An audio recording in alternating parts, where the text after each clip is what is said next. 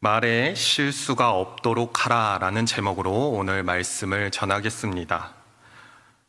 여러분 혹시 이런 경험이 있으신가요? 누군가 툭 던진 말 때문에 하루 종일 너무 마음이 아파가지고 아무것도 하지 못하고 또 밤에 잠이 오지 않을 정도로 상처를 받았던 적, 혹은 반대로 예상치 못한 칭찬 한마디에 하루 종일 너무나도 기분이 좋아서 어떤 일이 와도 그냥 넘어가지, 그래 오늘 기분 좋으니까, 이런 적이 있으신가요?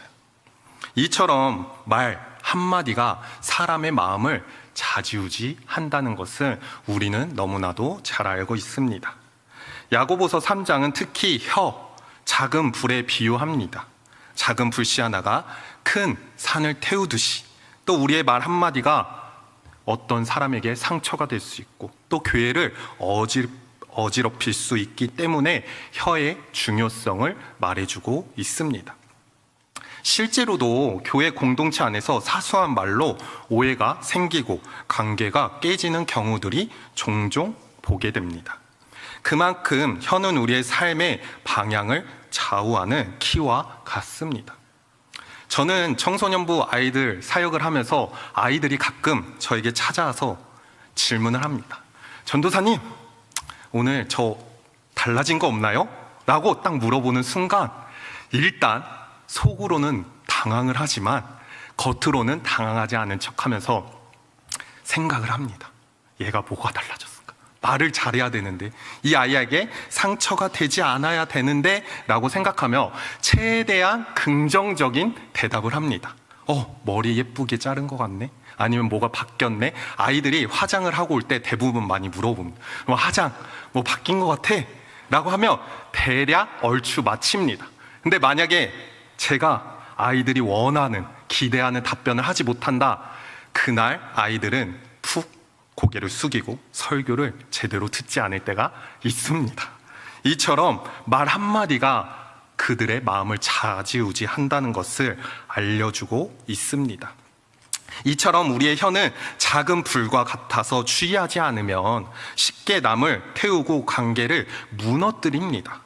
그러나 그 혀로 격려와 또 위로의 말을 전한다면 낙심했던 사람, 또 힘들었던 사람을 세우는 사람의 공동체로서 하나가 되게 해줍니다.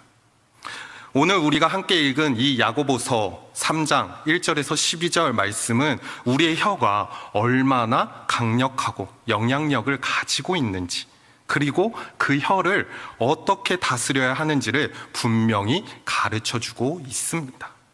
이제 하나님의 말씀을 통해 우리의 입술을 돌아보고 또 주님이 기뻐하시는 언어로 변화되기를 소망하며 오늘 말씀을 살펴보도록 하겠습니다. 첫 번째로는 혀는 작은 지체지만 큰 영향력을 가진다고 말합니다. 야고보는 혀의 위험성에 대해서 엄청난 영향력이 있으며 그것을 오늘 본문에서 강조하고 있습니다. 1절 말씀을 보면 이렇게 말합니다. 내 형제들아, 너희는 선생된 우리가 더 큰 심판을 받을 줄 알고 선생이 많이 되지 말라. 아멘. 지금 야고보는 초대교회 당시의 상황을 비추어서 얘기하고 있습니다. 당시 선생, 곧 말씀을 가르치는 자는 존경받는 위치였습니다. 동시에 말로 가르치기에 말에 대한 책임을 가져야 했습니다. 선생의 말은 성도의 삶과 또 공동체에 큰 영향력을 미쳤기 때문에 가볍게 입을 열어 사람들에게 잘못 이끌면 더 큰 심판을 받을 수밖에 없음을 야고보는 말해주고 있습니다. 이는 교회 지도자뿐만 아니라 크든 작든 누군가에게 영향을 미치는 우리 모두에게 주어진 공통의 말씀입니다. 내 말 한마디에 신앙이 흔들릴 수 있다는 사실을 우리는 늘 마음에 새겨야 합니다. 내 말 한마디가 다른 사람에게 상처가 되고 그 상처로 인해 사라질 수 있다는 것입니다. 그렇게 야고보는 이 말하는 말 말고 동물의 말의 비유를 들어서 얘기를 합니다. 3절 말씀을 우리 다 같이 한번 읽겠습니다.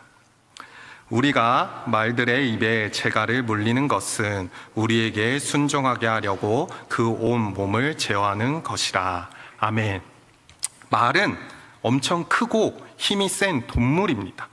하지만 그 입에 물린 작은 재갈 하나로 방향을 완전히 바꿀 수 있습니다. 이처럼 이는 혀가 몸의 작은 기관 같아 보여도 우리의 인격과 또 행동을 통제할 수 있는 열쇠라는 사실을 알려주고 있습니다. 혀를 제어하는 것은 단순히 말을 아끼는 것이 아니라 우리의 삶의 전체 방향과 질서를 바로잡는 데 필수적이라는 것을 말해주고 있습니다. 이어서 4절에서는 배에 대한 비유로 설명해 줍니다. 또 배를 보라, 그렇게 크고 강풍에 밀려가는 것을 지극히 작은 키로서 사공의 뜻대로 운행하나니. 아멘. 고대의 거대한 배들도, 현재 우리가 큰 배들도 작은 키에 조금만 움직여도 방향을 제어할 수 있습니다. 아무리 작은 키라 할지라도 그 움직임에 따라 배는 좌로 또 우로 움직이는 모습을 보여줍니다. 이처럼 마찬가지로 사람의 인생이라는 배, 또 혀라는 키를 따라 믿음의 목적지를 향해 순항할 수도, 또 죄와 파멸로 표류할 수 있다는 것을 우리에게 알려주고 있는 것입니다. 또 5절에 이어서는 혀는 작지만 아주 파괴적인 가능성을 다시 강조합니다. 이와 같이 혀도 작은 지체로 돼 큰 것을 자랑하는도다. 보라, 얼마나 작은 불이 얼마나 많은 나무를 태우는가. 아멘. 혀는 우리 몸에서 어떻게 보면 가장 작은 보잘것없는 부위 중에 하나처럼 보이지만 그 영향력은 삶의 전체를 좌지우지한다고 말합니다. 또한 이 말씀은 혀의 파괴성을 적극적으로 묘사하고 있습니다. 산불은 작은 불씨 하나로 시작했는데 어느 순간 큰 불로 화마 속으로 집어삼키는 모습들을 보여주고 있습니다. 산을 전체 불태우듯이 말 한마디의 실수가 사람 사이의 신뢰를 무너뜨리고 또 교회를 분열시키며 가정에 씻을 수 없는 상처를 남길 수 있다는 것을 말해주고 있습니다. 여기서 또 끝나지 않고 6절에 이어서 야고보는 혀의 위험성에 대해서 극단적으로 표현합니다. 우리 6절 말씀을 같이 한번 읽겠습니다. 혀는 곧 불이요 불의의 세계라.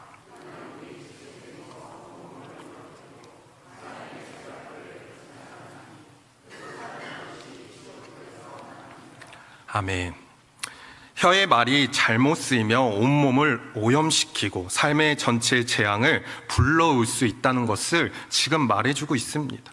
지금 본문 읽은 내용에서 삶의 수레바퀴를 불사른다는 표현은 혀로 인해서 상처와 또 죄가 우리의 인생 전반을 망칠 수 있다는 것을 경고하고 있습니다. 특히 지옥불에서 나느니라 라는 말은 혀의 악한 말이 궁극적으로 사탄의 영향력 아래 있음을 보여주고 있으며 말의 경건함이 영적 정쟁의 중요한 부분임을 일깨워주고 있습니다. 사실 우리는 일상 속에서 혀의 위력을 경험합니다. 예를 들어서 직장에서나 부주의한 말 한마디가 큰 오해를 불러오고 관계를 단절시키기도 하고 또 부모의 날선 언행 또 자녀의 언행으로 인해 서로 마음에 깊은 상처를 남기기도 합니다. 하지만 반면에 따뜻한 격려의 말 한마디가 절망 속에 있는 사람에게 다시 일어설 힘을 주는 경우들도 있습니다. 우리 청소년부 아이들이 제일 좋아하는 말이 있습니다. 여자아이들은 너 오늘 좀 예뻐진 것 같다. 오늘따라 예쁘네. 남자애들한테 요즘 게임 뭐 좋아해? 그냥 재밌지? 또 물어보면 그거에 대해서 긍정적이게 얘기해주면 아주 많이 좋아합니다. 근데 아이들에게 싫어하는 말들이 있습니다. 살쪘다. 공부 열심히 하지? 어떻게 지내? 힘들지? 라는 말을 하면 아이들은 분위기가 달라집니다. 이처럼 우리가 일상 속에서 많이 경험합니다. 우리의 말, 이 혀를 제어하지 못한다면 결국 상대방에게 상처를 줄 수 있고, 그 상처가 상대방의 혀로 통해서, 그 말로 통해서 또 나에게 상처로 다가올 때가 있습니다. 하지만 우리가 좋은 말로, 격려하고 기쁨의 말로 한다면 그 상대방은 기쁘고, 또 그 상대방도 그 좋은 말로 나를 기쁘게 해주는 것입니다. 사랑하는 성도 여러분, 우리의 혀는 작지만 막대한 영향력이 있음을 기억하셔야 합니다. 작은 농담일지라도 상대방의 자존심을 꿰뚫는 독이 될 수 있다는 것을 기억하고, 또 가벼운 뒷말이 교회와 가정을 분열시킬 수 있다는 것을 기억하셔야 합니다. 반대로 짧은 괜찮아, 수고했어 라는 말 한마디가 누군가에게는 삶의 용기를 되찾을 수 있게 되는 것입니다. 오늘 하루 나의 혀가 작은 불씨가 되어 상처를 남기지 않도록, 또 성령께 내 혀를 맡기고, 과연 내가 이 말을 하나님께 영광이 되고 있는가, 이 말이 사람을 세우고 있는가를 점검하며 말하기를 결단해야 하는 것입니다. 그리고 불필요한 말을 아끼고 덕을 세우는 말을 선택함으로써 혀를 통해 하나님의 사랑을 나누고 하나님의 도구로 쓰임받는 저와 성도님들이 되길 소망합니다. 두 번째는 혀는 사람의 힘으로 길들일 수 없다고 말합니다. 야고보서 7절, 8절에서 혀의 통제 불가능성에 극명하게 드러내고 있으며, 먼저 7절 말씀에서는 이렇게 얘기하고 있습니다. 여러 종류의 짐승과 새와 벌레와 바다의 생물은 다 사람들이 길들일 수 있고 길들여 왔거니와. 아멘. 이 말씀은 인간이 하나님의 형상으로 창조되어 피조 세계를 다스릴 수 있는 권세를 받은 존재임을 상기시켜주고 있으며, 실제로 사람들은 많은 맹수들을 길들여 왔습니다. 또 새와 돌고래까지 훈련시키는 모습들도 우리는 보고 있습니다. 또 벌레와 물고기 생태, 또 통제하는 능력까지 가지고 있습니다. 이는 인류의 놀라운 지혜와 기술을 잘 보여주고 있으며, 주님이 주신 그 백성으로서의 또 명령에 순종하며 나아가는 모습을 보여주고 있습니다. 하지만 반대로 8절에서는 다른 모습을 보여주고 있습니다. 우리 8절 말씀을 같이 한번 읽겠습니다. 혀는 능히 길들일 사람이 없나니 쉬지 아니하는 악이요 죽이는 독이 가득한 것이라. 아멘. 이 구절은 혀의 본질적인 문제를 지적하고 있습니다. 인간이 아무리 자연을 정복하고 또 지배할 수 있어도 자기의 입에 있는 작은 혀 하나는 스스로 통제할 수 없다는 것을 말해주고 있습니다. 혀는 자신의 의지로 길들여질 수 없는, 끊임없이 악을 품고 쏟아내는 성격을 가지고 있습니다. 이 입을 막는다 할지라도 결국에는 계속 끙끙대며 어떻게든 말을 하려고 합니다. 또 여기서 쉬지 아니하는 악이라는 표현은 혀가 잠시 통제 불능 상태에 빠져도 마음 깊숙한 곳에서는 죄성이 금세 드러난다는 의미를 가지고 있습니다. 또 그 8절 말씀에 죽이는 독이라는 표현은 혀가 사람의 마음의 관계를 죽이고 공동체를 파괴할 수 있는 파괴적인 힘을 가지고 있음을, 지니고 있음을 알려주고 있습니다. 독이란 한 방울만 있어도 우리의 생명을 해칠 수 있습니다. 마찬가지로 부정적이고 파괴적인 말, 그 한마디가, 그 말은 짧고 그 한마디에 의해서 우리의 마음을 상처를 주고 그 사람의 영혼에 깊은 상처를 입히고 오랫동안 그 고통을 남기게 되는 것입니다. 야고보는 혀는 능히 길들일 사람이 없다고 단호히 말하고 있습니다. 이는 단순히 조심하라는 교훈을 넘어 인간의 힘으로만 결코 혀를 완전히 제어할 수 없음을 인정하라는 것입니다. 우리는 너무나도 알고 있습니다. 우리의 인생 가운데 내 혀에, 내 말에 상처를 줬던 적이 한두 번이 아닙니다. 또 다른 사람에 의해서 내가 상처받았던 일들이 한두 번이 아닙니다. 그 이유는 바울이 이렇게 얘기하고 있습니다. 로마서 3장 13절에서 14절 말씀입니다. 우리 같이 한번 읽겠습니다.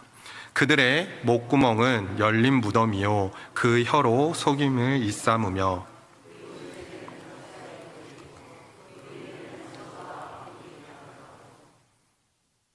아멘.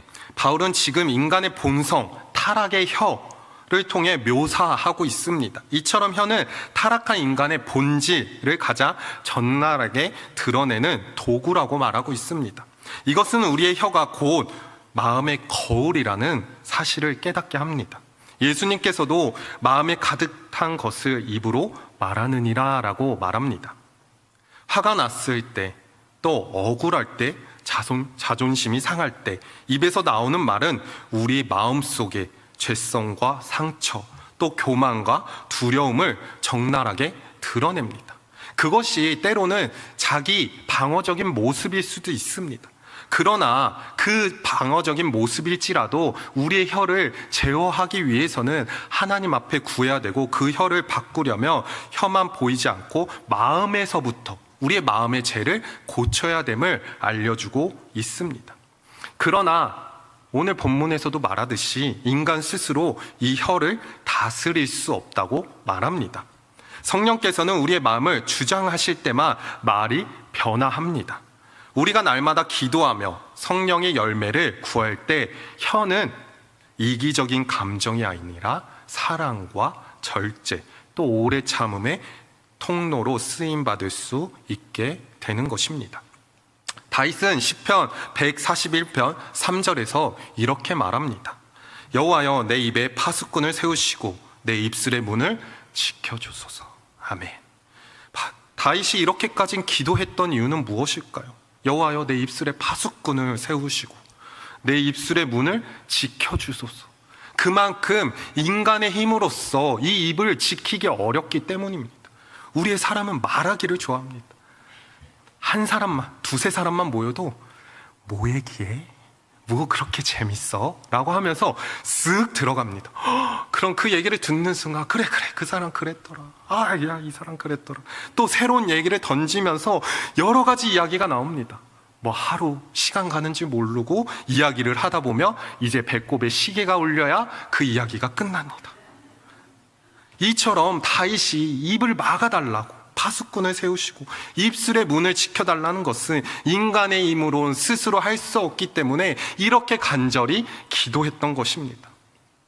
우리 사랑하는 성도 여러분, 혹시 오늘 하루를 돌아봤을 때 내가 오늘 무심코 내뱉은 말로써 누가 상처를 입었거나 또 내 감정을 쏟아내느라 하나님의 영광을 가른 적이 있는지 생각해보고, 만약 그랬다면 오늘 주님 앞에 회개하며 나아가는 저와 성도님들이 되길 소망합니다. 우리의 혀는 우리 스스로 감당할 수 없습니다. 우리가 하면 할수록 오히려 제약된 모습들밖에 없음을 기억하셔야 합니다. 결국 우리의 혀는 신앙의 척도입니다. 신앙의 자리에 앉으면 말투가 달라지지 않습니까? 이처럼 우리의 신앙의 자리의 모습처럼 우리의 삶 가운데도 우리의 혀를 제어하고 주님이 주시는 그 사랑, 또 절제의 모습이 드러나는 저와 여러분들이 되길 소망합니다. 그러므로 오늘도 주님, 제 마음을 주장하여 주시옵소서, 제 혀를 다스려 주시옵소서라고 고백하며 나아가길 소망합니다. 사람의 힘으로 안 되지만 성령님의 능력으로 우리의 마음과 혀를 변화시킬 수 있다고 말하십니다. 우리의 힘으로 할 수 없고 성령님이 임하시면 바꿀 수 있다고 말하십니다. 하나님의 말씀으로 우리의 마음을 채우고 또 기도로 성령님의 도우심을 구하면 주님은 우리의 마음을 아시고 분명히 채워주십니다. 말의 훈련이 아니라 마음의 변화를 통해 또 살아계신 믿음의 증거로 나타내기를 소망합니다. 마지막 세 번째로는 신앙인의 입술은 일관되어야 한다고 말합니다. 야고보는 본문 후반에서 혀의 모순을 매우 구체적으로 지적합니다. 본문 9절과 10절 말씀을 보면 이렇게 얘기합니다. 우리 같이 한번 읽겠습니다. 이것으로 우리가 주 아버지를 찬송하고 또 이것으로 한 입에서 찬송과 저주가 나오는도다. 내 형제들아, 이것이 마땅하지 아니하니라. 아멘. 지금 야고보는 같은 입술로 하나님을 찬양하면서 동시에는 하나님의 형상대로 창조된 이웃을 저주하는 모습은 믿음의 본질을 거스르고 있음을 말해주고 있습니다. 이 장면은 예배 시간에는 경건한 말로 또 기도로 주님을 높이지만 예배당 문을 나서면 비난과 불평, 분노의 말이 쏟아지는 우리의 이정적인 모습을 그대로 보여주고 있습니다. 교회에서는 아멘, 할렐루야, 은혜 받았습니다 라고 고백하지만 가정이나 직장, 특히 운전하시는 분들은 아시겠지만 내 앞에 순간 끼어드는 순간 속이 불타오르고 와, 막 이럴 수가 있어 라는 순간들이 너무나도 많습니다. 신앙인의 입에서는 두 가지의 말이 나와서는 안 된다는 것을 말해주고 있습니다. 찬송과 저주를 함께 쏟아낼 수 없음을 말해주고 있습니다. 그리고 이어서 11절과 12절은 이 모순을 깨트리는 하나의 두 가지 자연의 예로 교훈하고 있습니다. 샘이 한 구멍에서 어찌 단물과 쓴물을 내느냐라고 얘기를 합니다. 또 어찌 무화과 나무가 갈람나무를, 또 포도나무가 무화과 나무를 맺겠느냐, 이와 같이 짠물이나 단물을 내지 못하니라 라고 얘기하고 있습니다. 본질이 건강하지 못하면 올바른 열매가 나올 수 없다는 진리를 말해주고 있습니다. 또 좋은 셈이지만 맑고 깨끗한 물이 나오듯이 마음이 새로워지고 또 변화되지 않으면 혀의 열매 또한 결코 바르게 맺힐 수 없다는 것을 우리에게 알려주고 있습니다. 예수님께서도 막 사역을 하면서 말씀하셨습니다. 마태복음 7장에서는 그 열매로 안다고 말씀하셨습니다. 우리의 말은 신앙의 열매이며 또 말의 일관성은 우리의 내적 상태를 직결되어 있음을 우리는 알아야 합니다. 아무리 신앙을 잘한다고 또 자부해도 말로 사람을 상처를 주고 또 공동체를 무너뜨릴 수 있으며 그 믿음은 죽은 믿음이 될 수밖에 없음을 오늘 야고보는 말하고 있습니다. 그래서 신앙인은 상황이나 장소에 따라 말이 달라지지 않아야 함을 우리는 기억해야 합니다. 교회 안에서나 또 밖에서나 사람에 따라 또 나의 기분에 따라 말이 바뀐다면 우리의 신앙에는 아직 회복해야 할 부분이 많이 있음을 깨달아야 합니다. 성경은 말의 일관성을 매우 중요하게 다루고 있습니다. 마태복음 5장 37절 말씀을 보면 이렇게 말합니다. 우리 같이 한번 읽겠습니다. 오직 너희 말은 옳다 옳다 아니라 하라. 이에 지나는 것은 악으로부터 나느니라. 아멘. 거짓과 가장 또 모순된 말은 하나님께서는 기뻐하시지 않는다는 것입니다. 이는 단순히 거짓말을 하지 마라 라는 차원이 아니라 우리의 신앙이 삶의 전체에 한결같이 드러나야 함을 요구해주고 있습니다. 사랑하는 성도 여러분, 혹시 우리는 우리의 삶 가운데 어떤 모습으로 살아가고 있습니까? 예배 중에는 존중과 겸손으로 하나님과 성도들에게 대하지만 또 세상 가운데서는 혹 말을 함부로 하거나 또 거칠고 이기적인 언어로 상처를 주고 있지 않음을 돌아봐야 합니다. 그런 이중적인 태도는 신앙의 본질을 훼손할 뿐만 아니라 하나님 앞에 영광을 돌리지 못한다고 말합니다.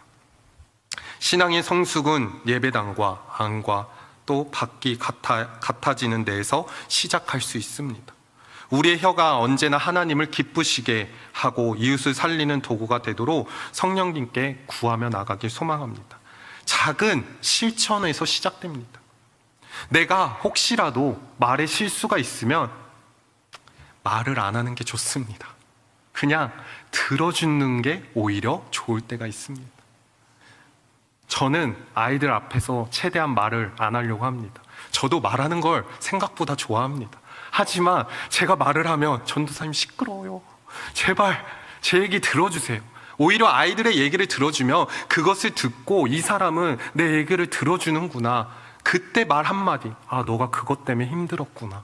너가 그것 때문에 기분이 좋았구나. 오히려 그 말이 그 사람을 기쁘게 하고 오히려 그 공동체를 살릴 수 있다는 것입니다. 그러므로 우리가 오늘 이 말씀을 통해서 이번 한 주, 남은 한 주 우리의 입을 지키는 자가 되길 소망합니다. 오히려 말을 안 하고 경청하며 나아가길 소망합니다. 말씀을 마무리하겠습니다. 오늘 야고보서 3장 말씀을 통해 우리는 우리의 혀가 얼마나 작은 지체임에도 삶의 공동체를 전체 송두리째 흔들릴 수 있는 파괴적인 힘을 가진다는 것을 배웠습니다. 동시에 우리의 입술은 우리의 내면을 드러내는 거울과 같아 우리의 영적 상태가 그대로 흘러나온다는 것을 깨달았습니다. 그러므로 첫 번째로 혀는 작은 지체지만 우리의 인생을 결정짓는 큰 영향력을 가졌으므로 부주의한 한마디가 관계를 깨트릴 수 있으며 사랑하는 한마디로 영혼을 일으키길 소망합니다. 두 번째로는 혀는 우리의 힘으로 길들일 수 없습니다. 스스로 혀를 통제하려고만 하면 좌절할 수밖에 없습니다. 그러므로 오직 성령님 앞에 구하시길 소망합니다. 우리의 마음을 내 뜻대로 주장하는 것이 아니라 주님 앞에 구하고 나아갈 때 우리의 말도 변화되는 것입니다. 마지막으로 신앙인의 입술은 일관되어야 합니다. 예배당 안에서나 세상 바깥에서나 누굴 만날 때 동일하게 하나님 앞에 기쁘시게 하는 말을 해야 하는 것입니다. 그것이 참된 믿음의 증거입니다. 예수님께서 말씀하셨듯이 좋은 나무는 좋은 열매로 또 못된 나무는 못된 열매로 맺나니 그러므로 좋은 나무가 나쁜 열매를 맺을 수 없다고 말씀하셨고 못된 나무가 아름다운 열매를 맺을 수 없다고 말씀하셨습니다. 이처럼 우리의 말은 우리의 신앙의 열매임을 기억하셔야 합니다. 말의 열매로 우리의 믿음의 진정성을 드러내야 하는 것입니다. 주여 주여 하는 입술이 아니라 말로만 하나님을 높이고 사람을 세우는 신앙인으로서의 증명으로 나아가야 된다는 것입니다. 혹시 지금까지 삶에서 우리의 말이 누군가에게 상처를 주었다면 주님 앞에 회개하고 또 상처를 받은 이들에게 용서를 구하는 용기를 내길 바랍니다. 그리고 오늘부터 우리의 혀를 성령님께 드려 가정과 또 교회, 직장과 우리가 있는 모든 속한 곳에서 하나님의 사랑과 은혜를 흘려보내는 도구로 사용하시길 소망합니다. 우리의 혀가 축복의 산물이 되게 해야 하는 것입니다. 그리하여 우리의 모든 곳곳에서 하나님의 사랑으로 채워지기를 축복합니다.